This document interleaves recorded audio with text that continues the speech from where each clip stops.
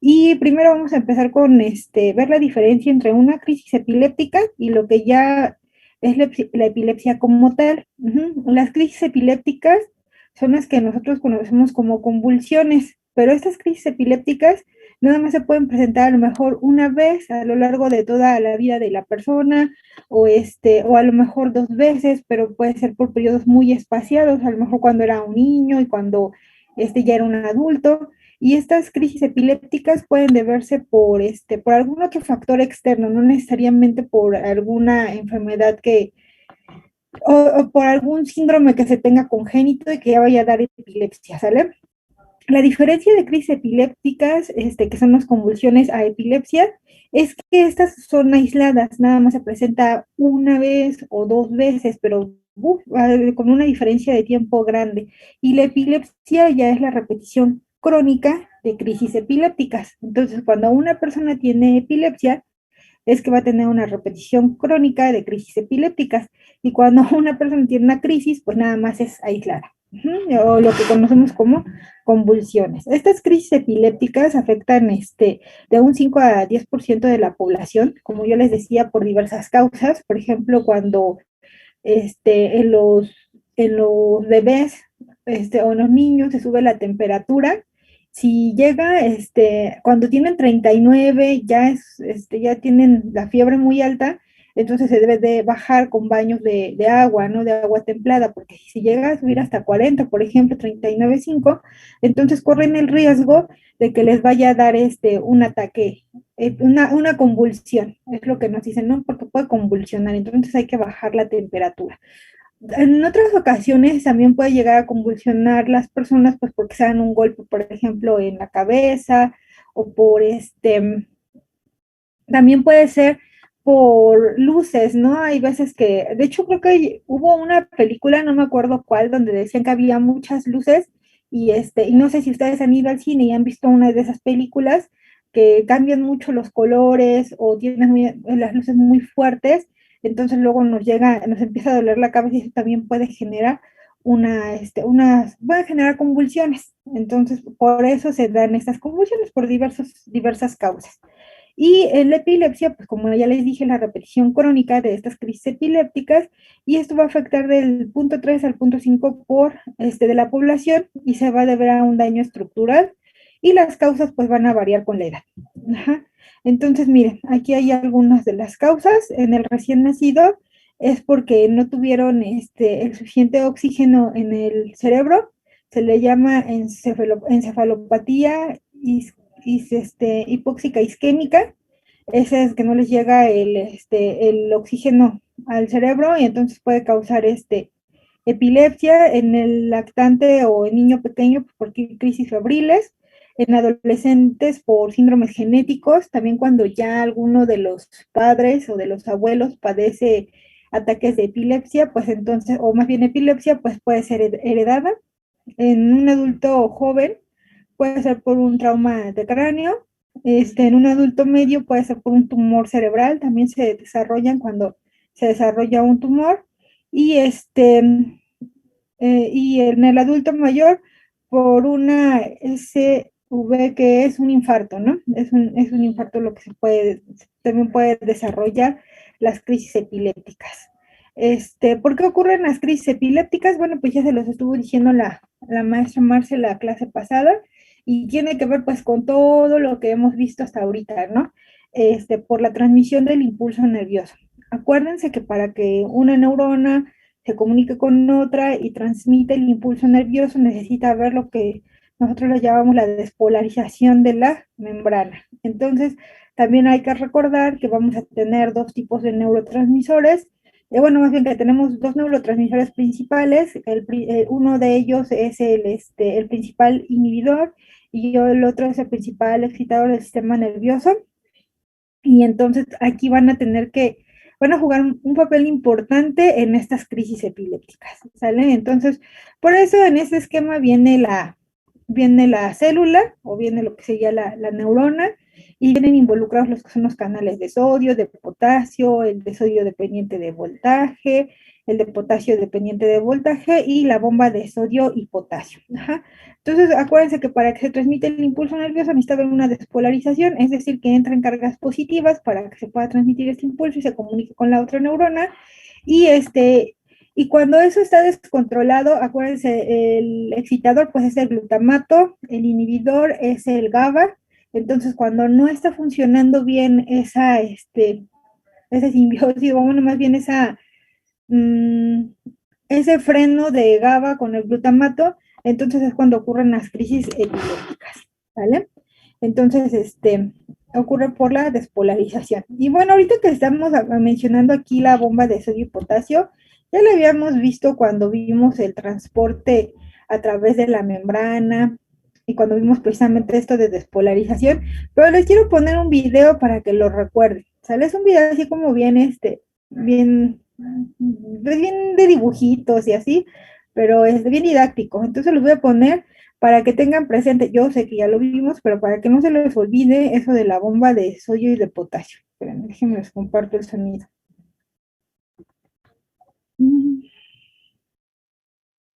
Ok. Pondré en el video y el momento en el que inician para que puedas desplazarte directamente hacia cualquiera de ellos. Una de las tareas más importantes de la célula es mantener un ambiente saludable en su interior. Esto requiere controlar las concentraciones intracelulares de iones, gases disueltos y compuestos bioquímicos. La membrana plasmática determina lo que entendemos por el interior o el exterior de la célula. La membrana, compuesta principalmente de fosfolípidos y proteínas, controla el flujo de materiales hacia el exterior o el interior de la célula.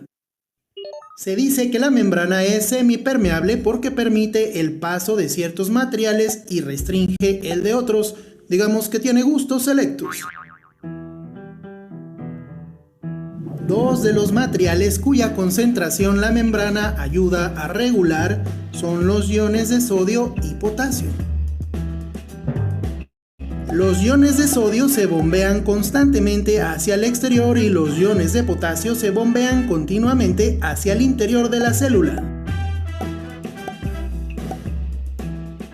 En las células animales esto es posible gracias a una proteína que atraviesa la membrana celular, o déjame decirlo de manera pomposa, una proteína intrínseca transmembrana que transporta de manera activa dichos iones. Esta proteína es un transportador activo de iones de sodio y potasio, pues los mueve en contra de un gradiente de concentración y para ello consume energía. En este sentido, se estima que un tercio del ATP fabricado por nuestras células sirve de combustible para esta proteína que identificamos como la bomba de sodio-potasio.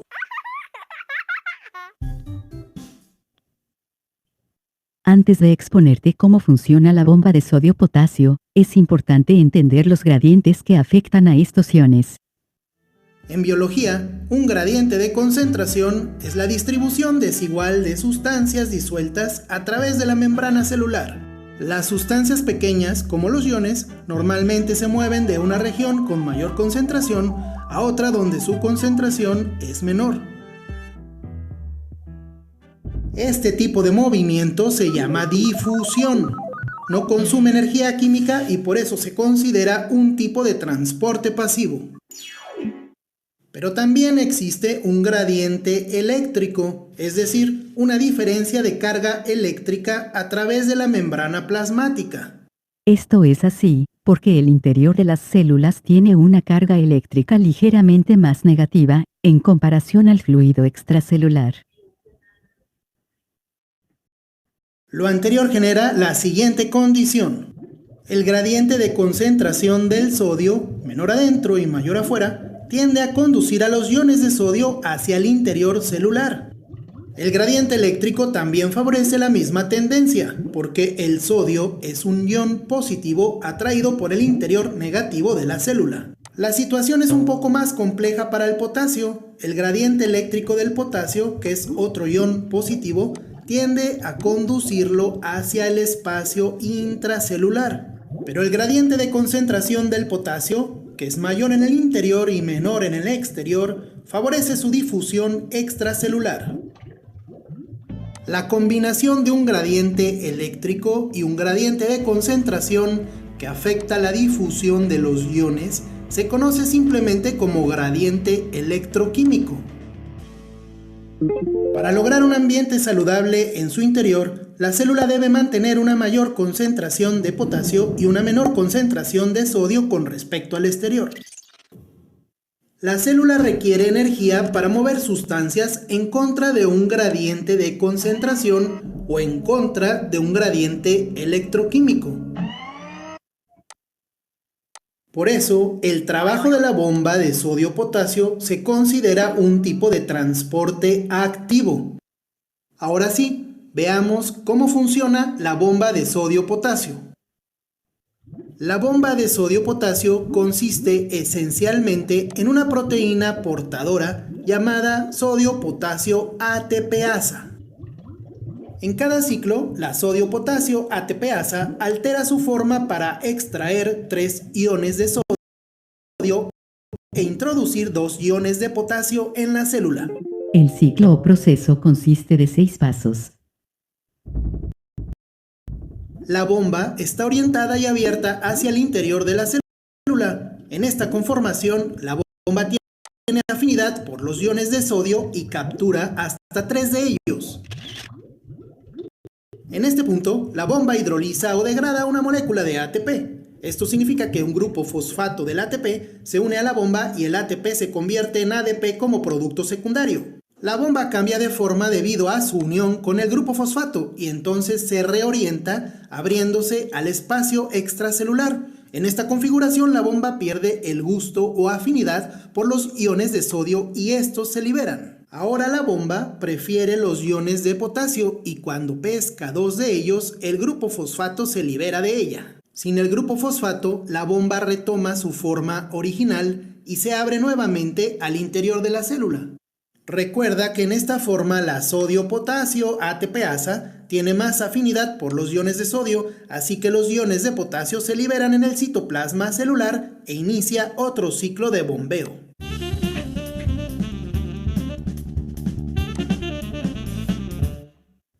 Como pudiste observar, la sodio-potasio ATPasa es una proteína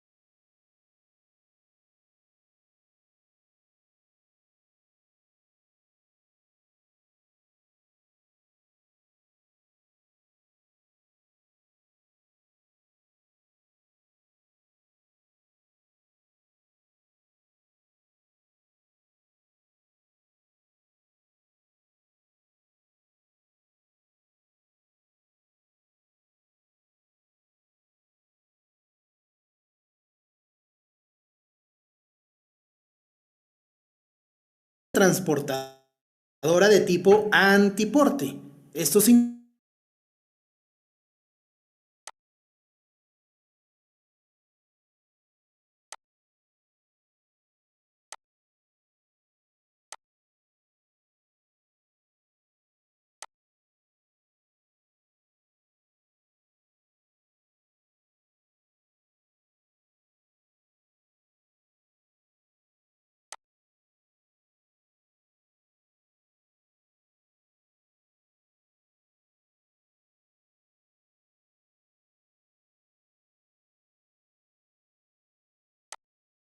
iones y los metabotópicos tenían segundos mensajeros, ¿no?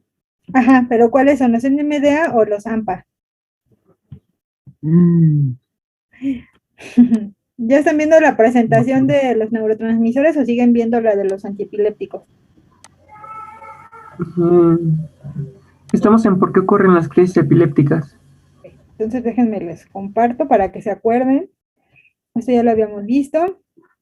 Miren, aquí está el glutamato, que les dije que es el principal neurotransmisor excitatorio del sistema nervioso, ¿sale?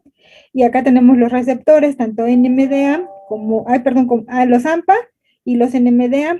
Entonces, acuérdense que los receptores AMPA son de tipo ionotrópico y permiten la entrada de los iones sodio, y los NMDA, digamos que están bloqueados por el magnesio. Cuando entran los sodio, el magnesio se libera y entonces a través de los NMDA va a entrar los iones de calcio, y así es como vamos a tener nosotros segundos mensajeros y vamos a permitir que se lleve a cabo la transmisión del impulso nervioso.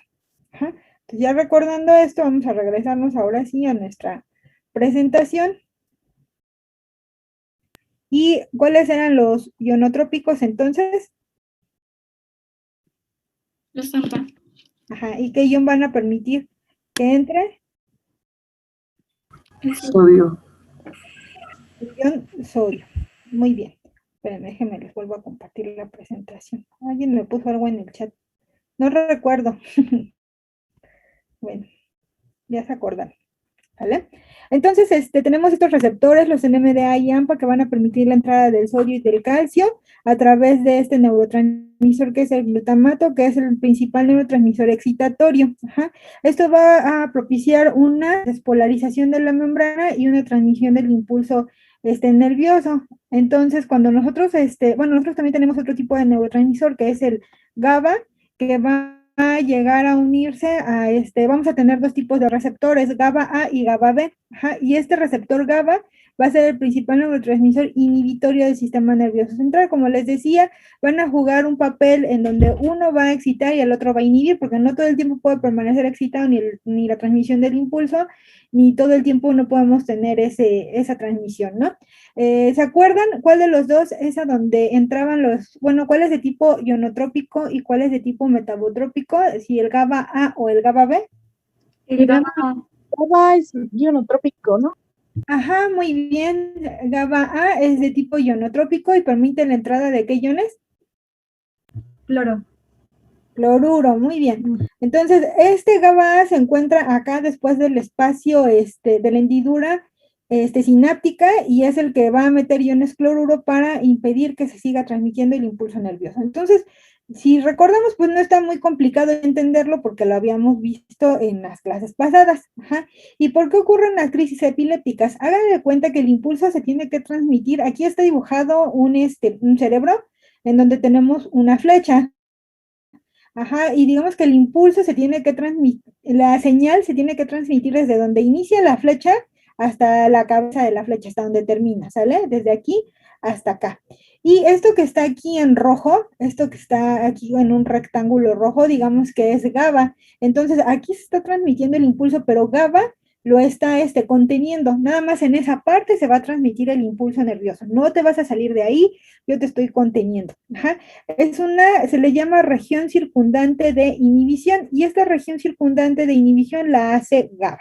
Cuando ocurre un daño cerebral, esta región circundante se pierde, ya sea a lo mejor por un golpe, por un síndrome, etcétera. Esta región se pierde y entonces ya no se contiene esta transmisión del impulso, sino ya va a ir hacia todo el cerebro, ya no nada más va a estar en una parte, sino va a estar esparcida en todo el cerebro, y ahí es cuando ocurre la epilepsia. Entonces, miren, se le llama foco de la epileptogénesis, que es la formación de un foco epileptógeno, y es lo que les acabo de decir, que es cuando ya no hay región circundante por GABA, y entonces empieza a dar en todo el cerebro. Cuando se tiene bien identificado dónde ocurre este foco epileptógeno, es decir, dónde está el daño que está ocasionando la epilepsia, entonces algunas veces puede llegar a ser operable, y lo operan, reparan, y entonces ya se detiene el ataque de epilepsia, ¿sale? Entonces, muy importante, participa glutamato, participa GABA, ya saben cuáles son los receptores de glutamato, cuál es el receptor de GABA que nos importa. Y bueno, en este sentido, vamos a tener dos tipos de convulsiones. Van a estar las convulsiones generalizadas, que es cuando ya no hay esta región circundante y está generalizado, está en todo el cerebro. Y vamos a tener las convulsiones focales, que es cuando ocurre nada más un daño, el daño solamente en una parte del cerebro, está localizado, está bien definido. Entonces van a existir estos tipos de convulsiones. Las generalizadas van a afectar a ambos lados del cerebro y se van a clasificar en dos tipos, las convulsiones de ausencia y las tónico-clónicas. Estas convulsiones de ausencia se les llama epilepsia menor o pequeño mal, porque pueden causar un parpadeo rápido o la mirada fija a lo lejos por unos segundos. O sea, la persona se queda mirando a lo lejos y tuvo una convulsión de ausencia. ¿Qué es la característica? Que no van a recordar qué es lo que pasó en ese periodo, ¿no? En ese periodo corto, no saben que tuvieron esa crisis de ausencia. Y vamos a tener en estas generalizadas las convulsiones tónico-clónicas. A esto se le llama epilepsia mayor o gran mal y puede hacer que la persona grite, pierda el conocimiento, se caiga al piso, tenga rigidez o espasmos musculares. Después de que una persona tiene una convulsión tónico-clónica, puede sentirse cansada. Eso es algo normal, ¿sale? Es un efecto secundario. Y ahora vamos a hablar de las convulsiones focales, o también se le conoce como parciales, focales o parciales, ¿sale? Estas se van a localizar en una zona del cerebro y dependiendo de la zona que se localicen, va a ser el efecto que tengan. Por ejemplo, si puede localizarse en cierta zona en donde se modifique el olfato y también esa sea un tipo de convulsión, que tengamos alterado el olfato. Otra en donde nos mande señales para que se mueva, por ejemplo, esté temblando nuestra mano. Ese sería otro tipo de convulsión focal, ¿sale? Y esas convulsiones focales se van a clasificar en simples y en complejas. Las simples solamente están en una pequeña parte del cerebro y pueden causar sacudidas o cambios de sensación, como un sabor o un olor extraño. Hay personas que tienen primero convulsiones focales simples y después llegan a una convulsión generalizada. Entonces saben que les va a ocurrir un ataque. ¿Por qué? Porque empiezan a sentir un sabor extraño, un olor extraño y ya saben que eso va a desencadenar un ataque de epilepsia, ¿vale? Pero así es como se clasifican las focales simples o las parciales simples. Las parciales complejas o las focales complejas, aquí las personas se sienten confundidas o aturdidas y no pueden responder las preguntas que les hagan, ¿sale? Ni pueden seguir instrucciones durante pocos minutos. Y va a venir derivado de estas dos, de las generales o generalizadas y de las focales o parciales, pueden venir las convulsiones generalizadas secundarias, en donde primero se tiene una convulsión focal seguida de una convulsión generalizada. Entonces, vamos ahora a estas palabras. Es importante que sepamos estos términos porque pues en primera lo ven en la práctica y en segunda es muy utilizado en la epilepsia. Estas palabras se utilizan para describir una convulsión generalizada. Tónica es cuando se ponen los músculos rígidos del cuerpo. Aquí hay rigidez tanto, de los músculos, por ejemplo, vieron el video de la clase pasada, se le ponía rígida la cola al ratón, luego las patas delanteras se le estiraban, entonces esto sería tónica, hay una rigidez. Atónica es cuando esos músculos ya se relajan. Mioclónica es cuando sufren sacudidas cortas en las partes del cuerpo. Y clónica es periodos en que partes del cuerpo van a temblar o sacudir. Para que entendamos más esto, miren, les voy a pasar un video en donde unos estudiantes ahí hicieron, representaron las convulsiones. Nada más que les voy a quitar el sonido, espérenme tantito, porque se ríen y pues es lo que le quita lo interesante al asunto. Esperen. Dejo de compartir.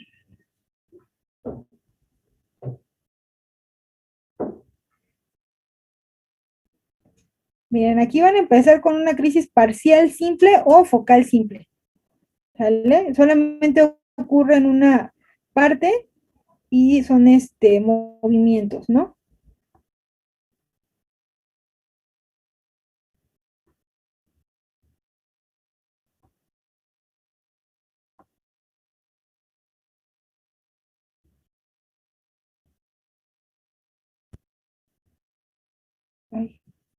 Sí, ¿qué están viendo, chicos? Ya ni sé qué les estoy mostrando, esperen. ¿Están viendo el video? Sí, estábamos viendo el video, Ay, pero se ponía blanco. a ver. Ya, voy a regresar.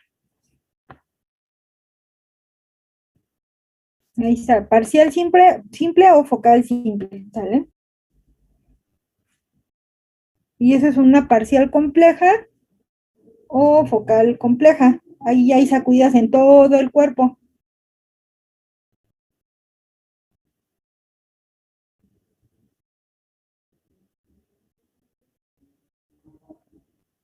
Esa es una parcial simple seguida de una compleja.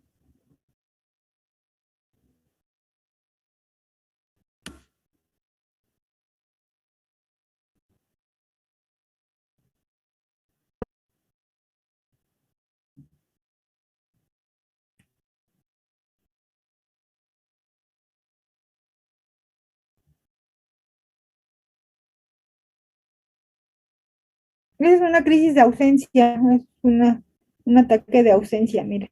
Como que pierde la noción de todo durante un tiempo y luego vuelve a recobrarla y no sabe qué pasó, ¿no? Esa es una crisis atónica, los músculos se relajan y ya no pueden sostener el cuerpo y ahí pasó la crisis. Esta es una tónica, hay rigidez en los músculos.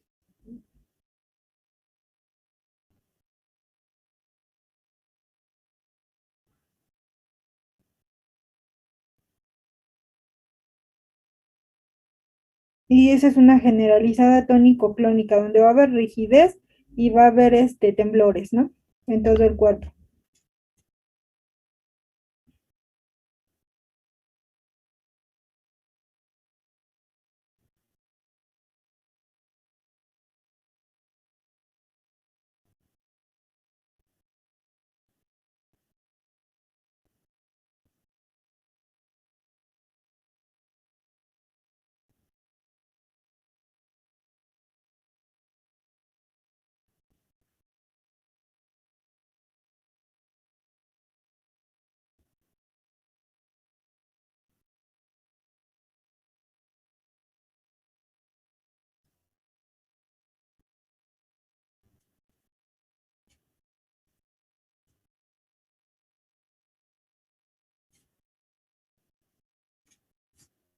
Mioclónicas,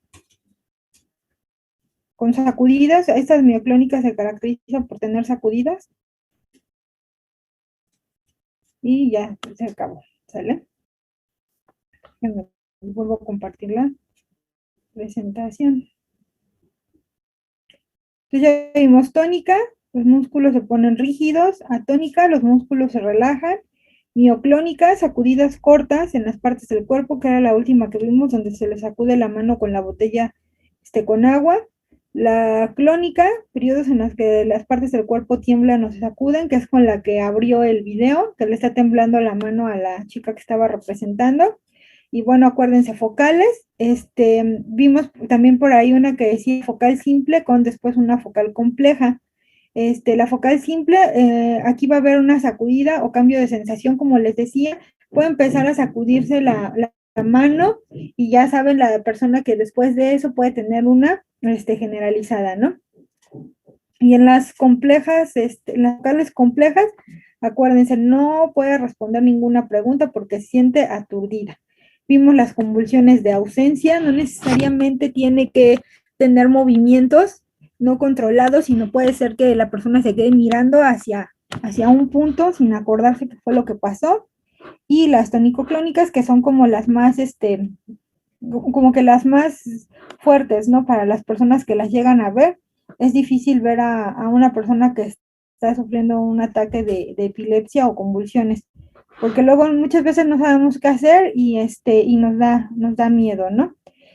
Pero bueno, pues ante todo hay que mantener la calma y tratar de ayudar a la persona que está teniendo el ataque.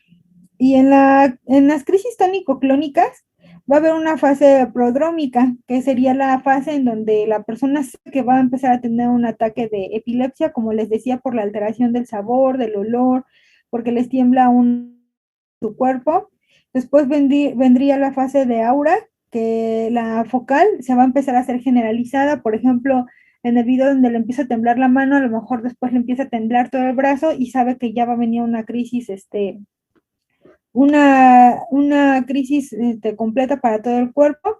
Luego vendría la fase tónica, que sería ya la de activación, la clónica, que es la de la relajación, rigidez y relajación, y la posictal. Esta fase de posictal es la que ocurre ya una vez que ha terminado la crisis convulsiva o el ataque de epilepsia. Las personas pueden llegar a quedar con una parte de su cuerpo paralizada. Ajá, entonces se le conoce como parálisis de Tut, pero es normal. Ya después de un rato las personas empiezan a recuperar el movimiento. Esta es normal que pueda ocurrir después de una crisis tónico-clónica, ¿sale?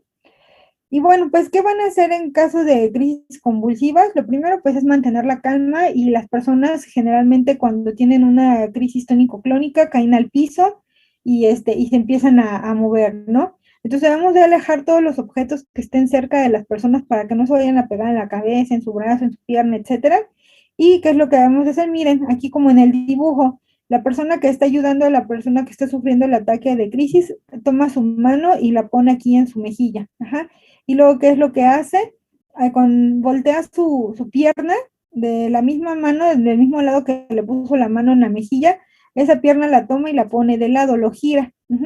Y después, ¿qué hace? Pues gira la cabeza. La mano va a ayudar a que la cabeza de la persona que está sufriendo la crisis, pues quede sostenida en ella y no vaya a sufrir o sufra la menor cantidad de golpes en el piso, pues por el movimiento descontrolado. Y tiene que levantar la cabeza para evitar que se asfixie, ¿sale? Es muy importante evitar que se asfixien las personas y dejarla ahí, pues llamar a una ambulancia para que pueda atenderla.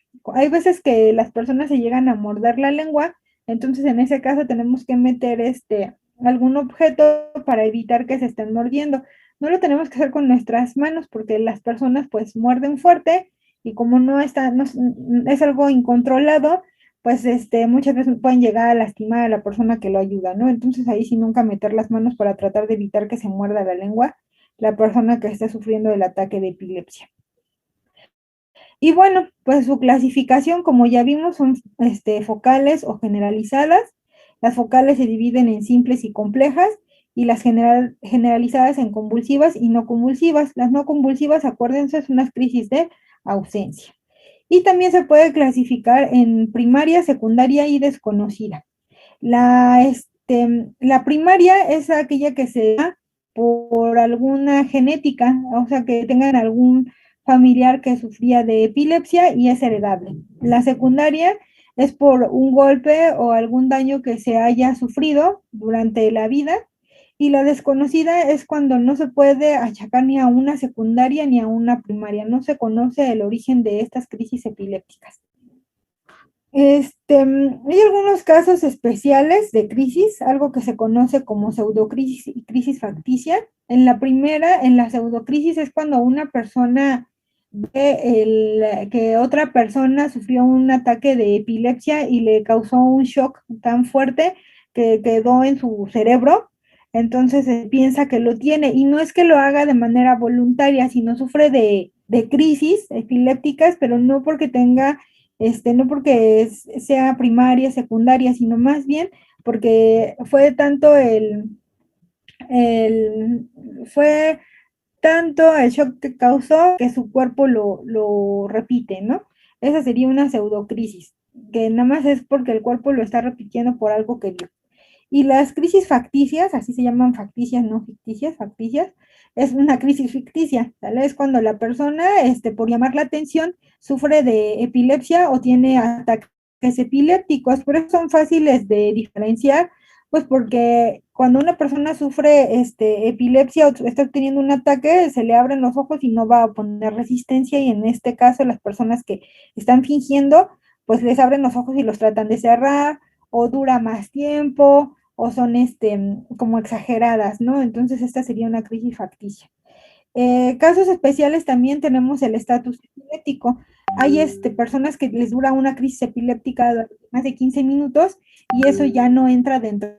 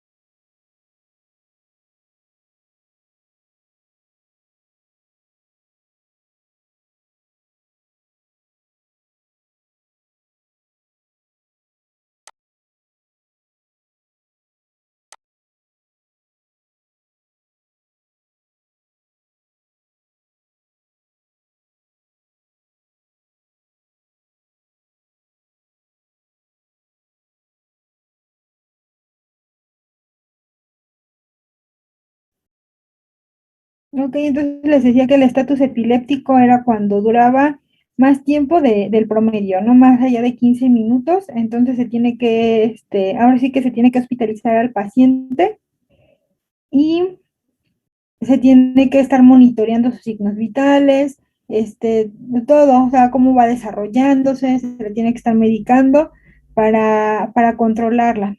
Otro también es yo les comentaba que puede quedar la mitad de su cuerpo paralizado, que sería la parálisis de TOT, y entonces cuando esa parálisis también no cesa o no regresa a su estado normal, cuando no recuperan la movilidad, entonces también es un caso especial, ¿sale? Y también se puede dar el síndrome de la muerte súbita del paciente con epilepsia. No es derivado, bueno, no es propio del ataque de epilepsia, no es porque a una persona que le dé epilepsia va a morir, no, sino este síndrome se puede dar por, a lo mejor porque una persona que está sufriendo de epilepsia va manejando y pues choca, ¿no? Ese se da la muerte del paciente con epilepsia. O también puede ser porque al momento de que cae al piso se pega o recibe un fuerte golpe en la cabeza y también se pueda morir por ese golpe. O porque tuvo, las vías aéreas no tuvo una buena atención y ya sus vías aéreas se quedaron bloqueadas y entonces ya sufrió también de hipoxia. Entonces, estos son derivados de la epilepsia, pero no es porque un ataque de epilepsia pues vaya a causar la muerte, ¿no? Y bueno, pues cuando una persona tiene epilepsia, pues necesita estar cumpliendo con un tratamiento. De hecho, cuando detectan que sufre epilepsia, les dan tratamiento durante un tiempo largo, aproximadamente 3 años. Si durante ese periodo la persona ya no tiene más ataques epilépticos, le hacen un encefalograma, ven cómo está y el médico evalúa si ya le puede quitar el medicamento, ¿no? El medicamento igual se va quitando poco a poco, no es que, sí, ahora ya lo tomas y mañana no, sino empiezan a disminuir la dosis para que también vean cómo va respondiendo el paciente, si responde bien, pues ya se le elimina por completo, ¿sale? Y bueno, pues van a existir algunos factores ictógenos que son los que van a aumentar el riesgo de tener crisis epilépticas. Estos son los factores ictógenos que pueden ser tanto endógenos como exógenos, ¿sale? Endógenos, lo que puede aumentar el riesgo de tener epilepsia puede ser el estrés emocional, infecciones o fiebre, el ciclo menstrual por el aumento de estrógenos, también puede desencadenar crisis epiléptica, el sueño, cuando las personas no duermen bien, también puede desencadenar una crisis epiléptica, la hiperventilación o el despertar súbito, ¿vale? Y los exógenos sería pues incumplir con el tratamiento. Es muy importante que cuando las personas sufren de epilepsia lleven su tratamiento conforme le indica el médico, porque si no, también va a producir o no, más bien no se va a controlar. Ese sería exógeno. La privación del sueño, el alcohol y las drogas, las luces estroboscópicas que les decía, que son los cambios muy fuertes de luz, el ayuno prolongado y el ejercicio físico. Eso también puede producir epilepsia. ¿Cuáles son? Estos los FAE son los fármacos antiepilépticos, ¿sale? ¿Cuáles son los principios para utilizar los fármacos antiepilépticos? Pues la primera crisis no se trata, no porque les dé una crisis ya significa que padecen epilepsia, no. Se tienen que hacer varios estudios y se ve que si hay lesión cerebral demostrable, entonces sí ya se empieza a dar un tratamiento, o bien cuando el encefalograma es alterado o hay un síndrome o algún estatus genético, pues entonces ya se les da tratamiento. También hay algunos,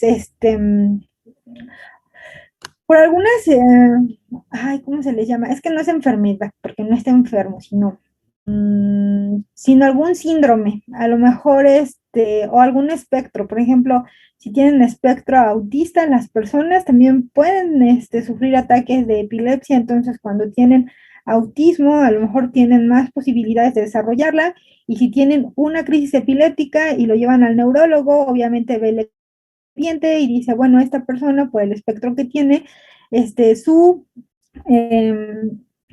tiene más probabilidad de desarrollar epilepsia y entonces le empiezan a dar tratamiento, solamente con un ataque de epilepsia que tiene, ¿no? Pero muchas veces se controla. Hay veces cuando son niños y les da el ataque, les empiezan a dar tratamiento, después se lo quitan, ya en la adolescencia ya no lo vuelven a sufrir. Y hay veces que en la adolescencia, por los cambios hormonales, es probable que vuelvan a tener, como les decía, por lo del ciclo menstrual en las mujeres, ¿no? La epilepsia sí se trata indefinidamente, excepto si es epilepsia benigna en la infancia, como les decía, y lleva más de 5 años sin crisis. Entonces, pues a los chicos, a los niños que les da epilepsia, pues pueden llegar a ya no tomar medicamentos durante unos años después del tratamiento. Y se suspende el tratamiento si han pasado de 2 a 5 años sin crisis con un examen neurológico normal y un encefalograma normal, ¿sale? Y bueno, ¿cómo se usan estos fármacos antiepilépticos? Se pueden utilizar en monoterapia, es decir, solamente un fármaco, o en politerapia. La monoterapia, a la monoterapia responde aproximadamente un 70% de los pacientes tienen una respuesta positiva y un 30% pues no va a tener una respuesta positiva, ¿sale? Ese 30% se va a una politerapia. Y de este 30%, el 15% sí responde a ese tratamiento y el 15% no va a responder a ese tratamiento de politerapia. De ese 15%, si se encuentra el foco de la epilepsia, se les puede hacer cirugía, como les decía, ¿no? Y de esa cirugía, pues el 5% ya digamos que tiene la epilepsia controlada y el otro 10% pues es totalmente refractaria al tratamiento. Ahí sí ya es muy difícil controlarlo porque ni con mono, ni con poli, ni con cirugía. Entonces, pues ya se dan otro tipo de tratamientos alternativos. También, por ejemplo, como la dieta. Dicen que las dietas cetogénicas ayudan para evitar estos ataques de epilepsia, pero bueno, eso apenas se está estudiando. Y bueno, pues vamos a ver qué fármacos son los que se utilizan para tratar la epilepsia y cuál es su ADME, ¿no? Su farmacocinética. Se absorben bien, se absorben del 80 al 100%, su distribución es buena, no tienen más bien una baja unión a proteínas, entonces se distribuyen bien. Su metabolismo es hepático, su eliminación es lenta, es decir, es la ventaja que les da es que como tienen una eliminación lenta, no necesitan estar tomando y tomando tabletas los pacientes, sino con que tomen una al día, por ejemplo, es suficiente para tratar el padecimiento, ¿no? Entonces, su eliminación es lenta, sus niveles plasmáticos se tienen que medir, ¿por qué? Porque su dosis terapéutica, bueno, más bien son muy importantes porque la dosis terapéutica es similar a la tóxica, por lo mismo que se elimina de manera lenta, su dosis terapéutica es muy, muy similar a la tóxica, entonces podemos tener efectos secundarios más fácilmente que con otros fármacos, ¿sale? Y sus efectos adversos que existen, pues es que son teratógenos y pueden producir trastornos hemorrágicos. Entonces las mujeres que están embarazadas y que tienen, bueno, más bien las mujeres que tienen epilepsia no deberían de tener un embarazo muy, muy vigilado porque pues si están tomando sus medicamentos puede que el producto salga con una malformación. Y bueno, a ver ustedes, antes de pasarle los 6 mecanismos de acción principales, me voy a regresar acá para que no se duerman. A ver, farmas, biomes y biotes. Yo les pregunto, si tuvieran que diseñar un fármaco contra la epilepsia o si tuvieran que empezar a hacer un protocolo de investigación, ¿qué propondrían hacer? O sea, que dijeran, bueno, queremos detener la epilepsia. ¿Qué propondrían ustedes diseñar o desarrollar y a qué nivel actuarían esos fármacos para detener la epilepsia?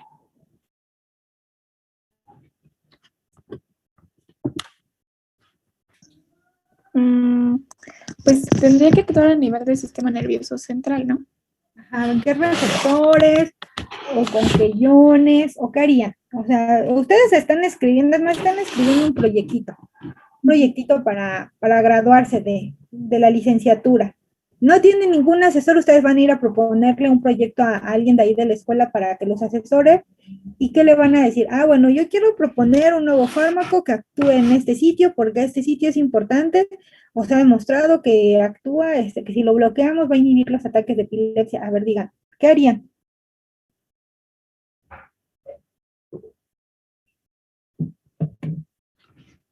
Ahí les puse la diapositiva. Pues es como el acordeón, ¿no? Sí. Yo creo que podría proponer mm, un fármaco que actúe o que no sé, espera. A ver, Moni, piénsenle. Mm, Voy a dar unos minutitos para que piensen. Mientras me voy a poner en mute mientras ustedes piensan. Sí. 3 minutos y ahorita regreso.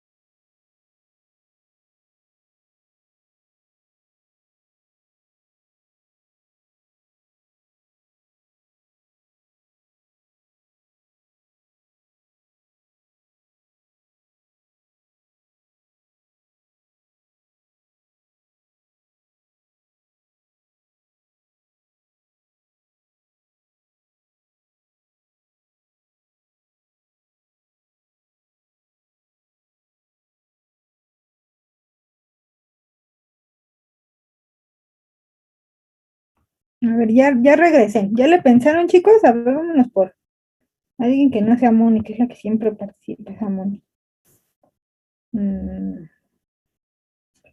A ver, está Jocelyn. ¿Estás por aquí, Jocelyn, o ya te fuiste a comer? Sí, profesora. A ver, Jocelyn, ¿qué propones? Pues no sé, se podría actuar sobre GABA. Es que tengo como ahí un problema. No sé si se puede actuar como sobre los dos. Ajá. Active GABA y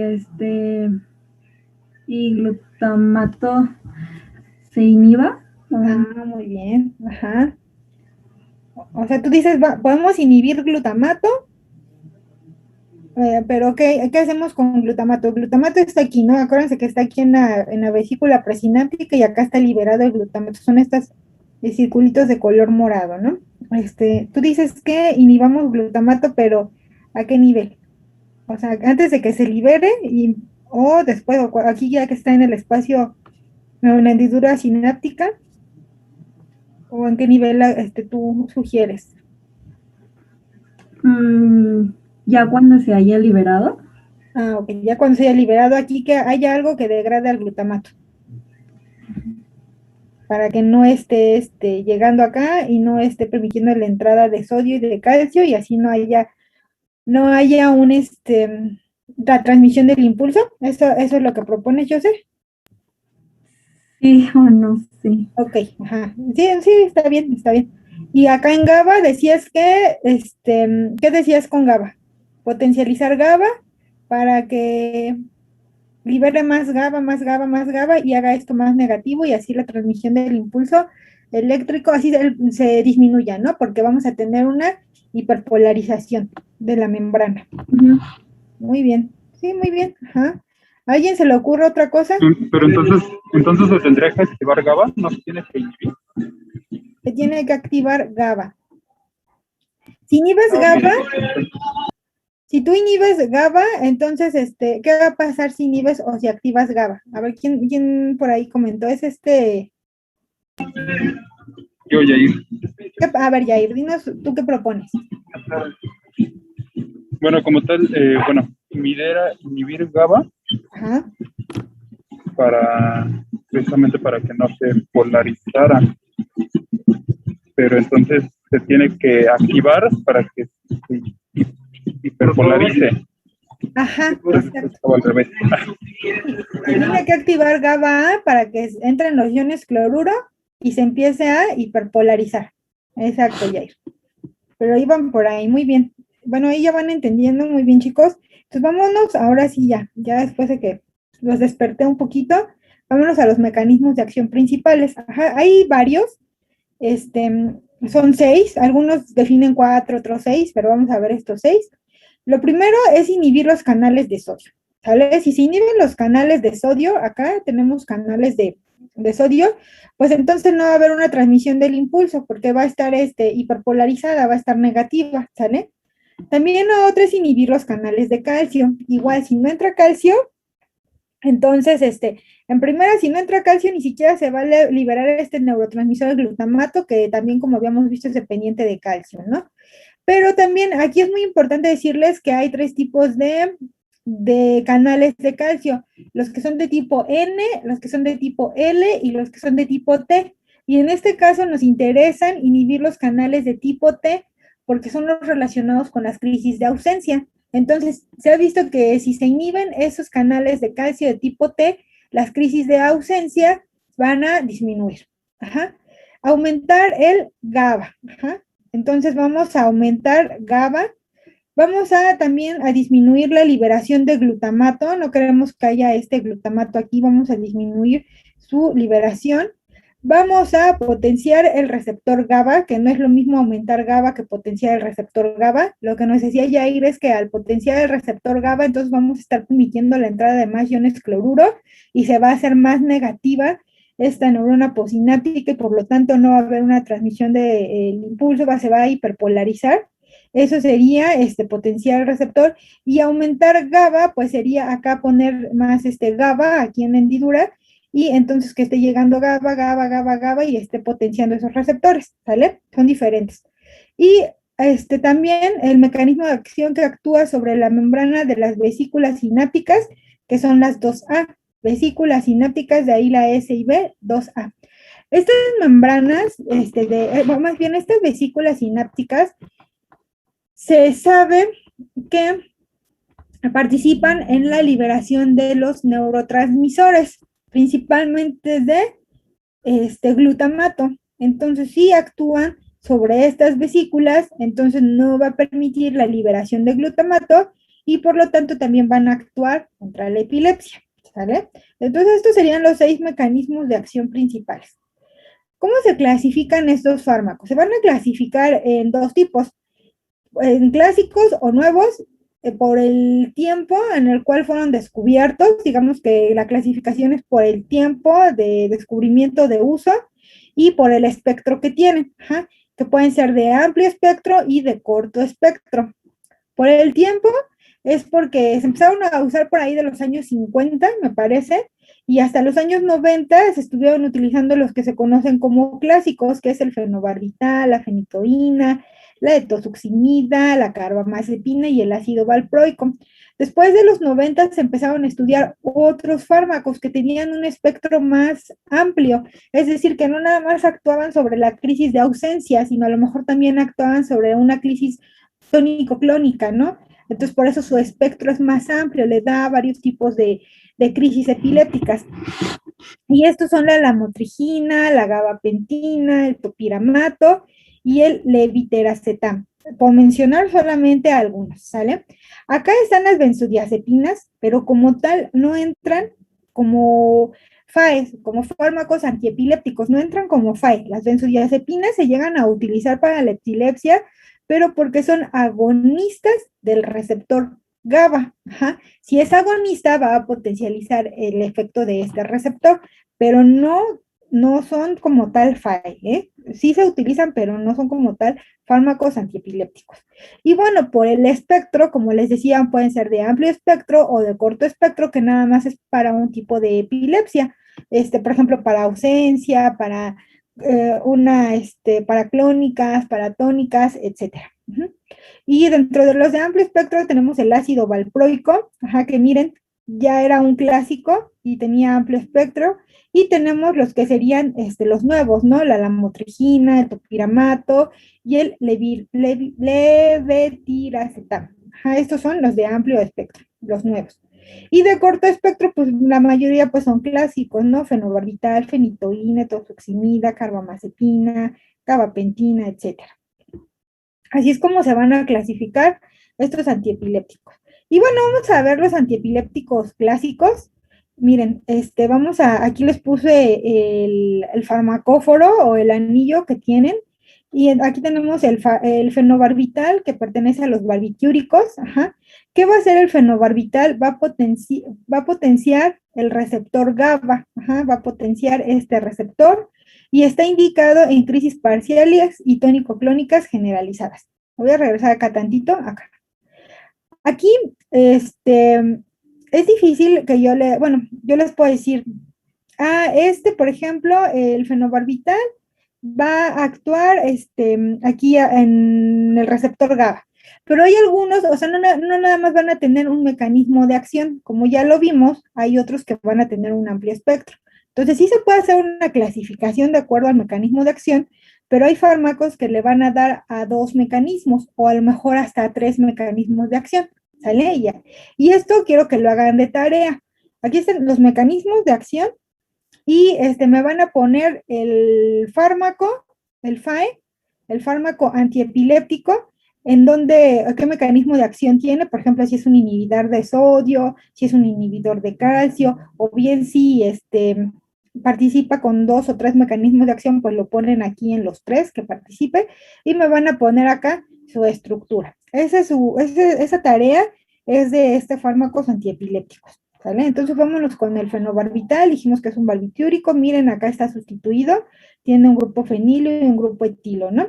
Sus indicaciones en crisis parciales y tónico-clónicas generalizadas, y como yo les decía, tienen una toxicidad muy cercana a la dosis efectiva. Mira, aquí en niveles plasmáticos se puede medir de 10 a 40, su dosis máxima efectiva es de 35 y la tóxica ya es arriba de 40. Si se fijan, es muy, muy cercana, ¿sale? Entonces, por eso es necesario tenerlos bien controlados. Su toxicidad de sedación, estado cognitivo, ataxia, osteomelasia, que no sé ni qué es estos dos, pero búsquenlos, y reduce la vitamina K y folato, y la vitamina K pues, va a participar con nuestros procesos de, estos que les dije acá, espérenme, déjenme regreso, espérenme.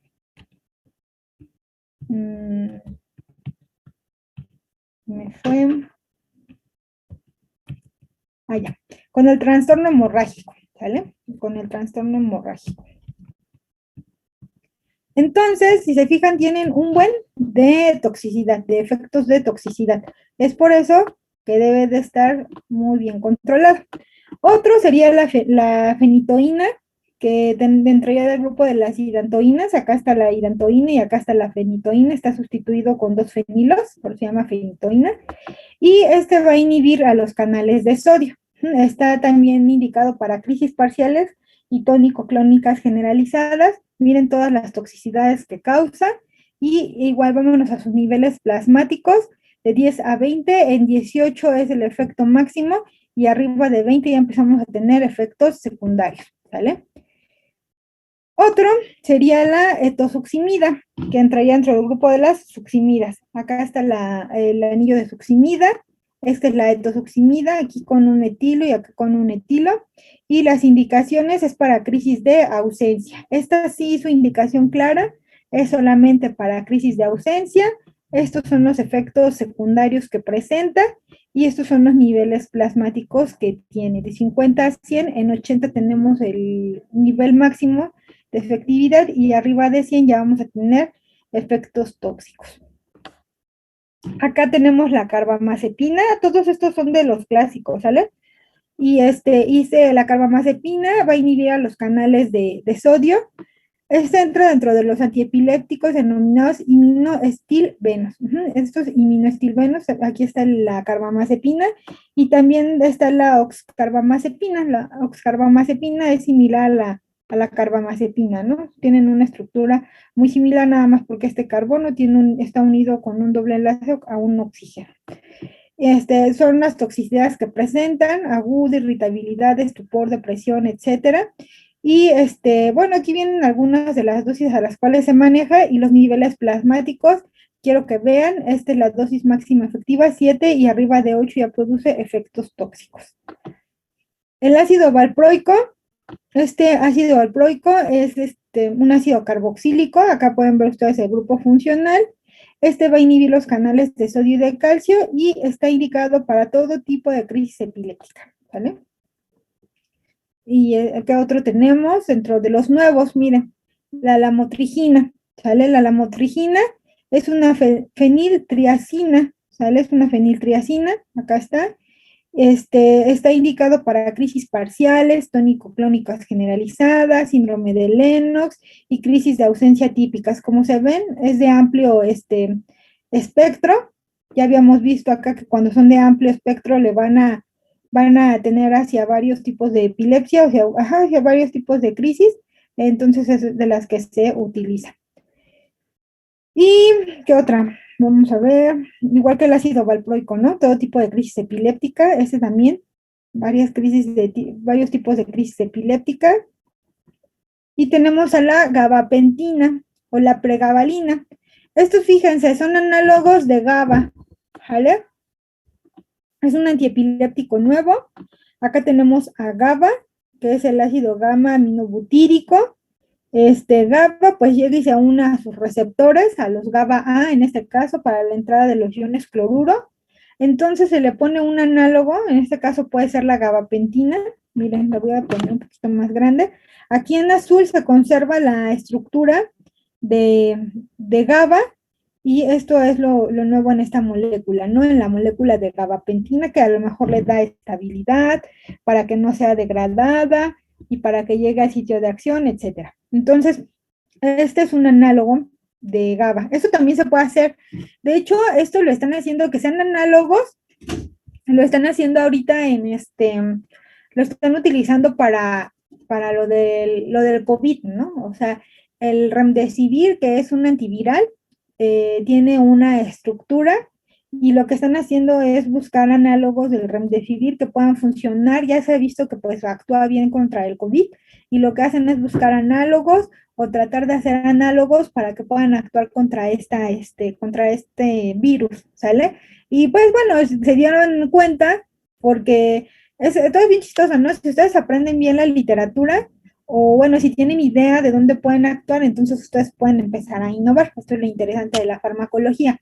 En este caso, en el caso del COVID, bueno, del SARS-CoV-2, se dieron cuenta pues que tenía una similitud con otros tipos de virus y en especial, bueno, con algunas proteínas, la Spike, otra que se llama la TMPRSC2, que creo que también participa ahí en la infección del virus, y con otra que participa en la replicación del virus, la RNA polimerasa dependiente de ARN. Entonces se fijaron que el remdesivir actuaba sobre la ARN polimerasa dependiente de ARN en otros tipos de coronavirus. Acuérdense que esta es una variante, pero ya se han estudiado otros como el MERS, como el SARS-CoV, etcétera, ¿sale? Entonces, de ahí se fijaron, dijeron, bueno, remdesivir ha actuado a nivel de la RNA polimerasa que está conservada en varios tipos de coronavirus. Entonces yo creo que también en el SARS, dijeron, en el SARS-CoV-2 está conservada. Estudiaron el virus y sí, se dieron cuenta de que realmente estaba conservada también esa RNA polimerasa, pues le metieron remdesivir y ¿qué creen? Pues que sí actuó, ¿no? Entonces por eso es uno de los fármacos aprobados para el tratamiento. Si no hay RNA polimerasa dependiente de RNA, ¿qué es lo que va a pasar, chicos? A ver, acuérdense de sus clases de biología. Lo que hace el remdesivir es como le mete un nucleótido a esa RNA polimerasa y ya hace que no trabaje, como que le inserta ahí un nucleótido falso y le detiene la maquinaria, ¿no? Entonces, ¿qué va a pasar? No hay réplica de ADN. Exacto, no se va a replicar, ¿no?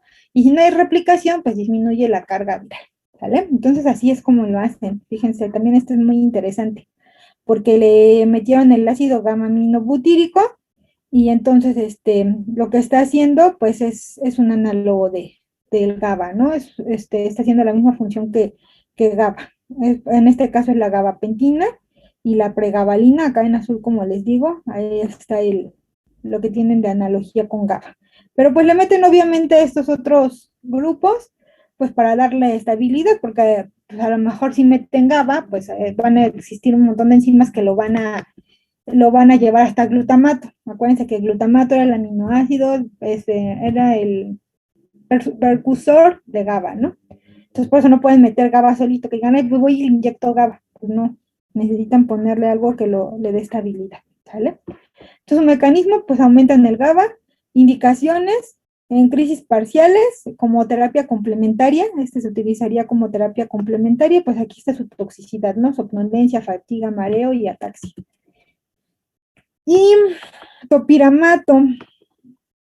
El topiramato también es un antiepiléptico nuevo, es un monosacárido sulfamato, acá está la estructura, acá tiene su grupo sulfo y ya pues como su mecanismo inhibe los canales de sodio, potencian el receptor GABA y limitan al receptor AMPA. Entonces, como decía su compañera, puede darle a varios sitios, sí, mira, aquí ya vimos, ¿no? 1, 2 y 3, que era lo que ella decía, ¿no? Potenciar el receptor GABA, limitar el receptor AMPA, bueno, aquí ella tenía otra idea, y también inhibir los canales de sodio. Entonces, en este caso sería el topiramato. Pues aquí están las indicaciones, es un amplio espectro, la toxicidad, y aquí está la estructura. Otro nuevo es el levetiracetam, que es una pirrolidina, y su mecanismo actúa sobre la membrana de las vesículas sinápticas SV2A. Me van a investigar segunda tarea, aquí van a tener 2 tareas. La primera, su cuadro de los mecanismos de acción, ejemplos de fármacos y las estructuras. 3 ejemplos por cada mecanismo, 3 no es mucho. Esa es la primera tarea. La segunda tarea, esta. Van a investigar en artículos científicos para qué sirven estas vesículas sinápticas 2A. Vesículas sinápticas 2A. Yo les decía que actúan sobre la liberación de neurotransmisores, pero quiero que ustedes me digan lo que investigaron, esto me lo van a decir la siguiente semana. Sí, escríbanlo, pero también me van a decir qué fue lo que investigaron, ¿sale? Sus indicaciones en crisis parciales de fácil manejo y su toxicidad, somnolencia y mareos. Esta dosis dice que 500 hasta 2 o 3 gramos por día. Este BID es la dosis diaria, ¿vale? Dosis diaria ingerida. Y bueno, pues aquí están las crisis, dependiendo de la crisis, el tratamiento de primera elección y los alternativos. En caso de que sea una crisis tónico-clónica generalizada, de primera elección la lamotrigina y el ácido valproico. Vamos a regresarnos. Aquí están, ¿no? Crisis parciales, tónico-clónicas. Es un antiepiléptico nuevo de amplio espectro. Y el ácido valproico dijimos que era de los clásicos, pero también era de amplio espectro. En crisis focales tenemos la lamotrigina, carbamazepina, oxcarbazepina, etc. En crisis de ausencia, el ácido valproico, miren, hay algunas como el ácido valproico que tiene tratamiento para crisis generalizadas, tónico-clónica y para la ausencia. Acá tenemos la etozoximida, esta siempre se recomienda para crisis de ausencia, y la lamotrigina que también, miren, aparece en crisis focales y en crisis de ausencia. ¿Sale? Y crisis atípicas de ausencia, mioclónicas, atónicas, ácido valproico, lamotrigina y topiramato. Y bueno, acá abajo hay una serie de alternativos para las determinadas crisis, entonces pues ahí no hay más que discutir, ¿sale? Entonces, esto sería todo por la parte de antiepilépticos, pero sí quiero que traigan esas tareas, estas 3 tareas. Ah, no, 2. Esta, ¿sale? La de los mecanismos de acción. Aquí le agregan una columna y le ponen fármacos 3 fármacos por cada mecanismo y acá le agregan otra columna y le ponen la estructura, ¿sale? Quiero que identifiquen a qué familia pertenecen. Si es que pertenecen a los barbitúricos, si pertenece a las hidantoínas, a las succinimidas, etc. Esa es la primera. Y la segunda es, no, esta, ¿sale? De la vesícula sináptica 2A. Como, a lo mejor no van a encontrar todavía bien el mecanismo dilucidado de estos antiepilépticos, pero pues una idea de cómo es que se cree que está actuando estos antiepilépticos sobre estas vesículas sinápticas 2A. Eso sí también lo pueden encontrar. ¿Tienen alguna duda hasta aquí, chicos? ¿O ya se durmieron? No. No, creo que no. Bueno, conste. Acuérdense, para mañana, de hecho mañana toca discutir esto. Pues es importante que sepan el mecanismo de acción del antiepiléptico que utilizaron, si es que tiene más de un mecanismo de acción, si es que está, por ejemplo, dentro de un amplio espectro, de un corto espectro, cuál es el mecanismo de acción que utilizan, la diferencia entre las crisis tónico-clónicas, toda esta parte de acá, ¿no? Déjenme ver. Esta. Si son convulsiones tónico-clónicas, generalizadas, o si fueron convulsiones focales. ¿Qué más? Pues que es una convulsión, que es la epilepsia.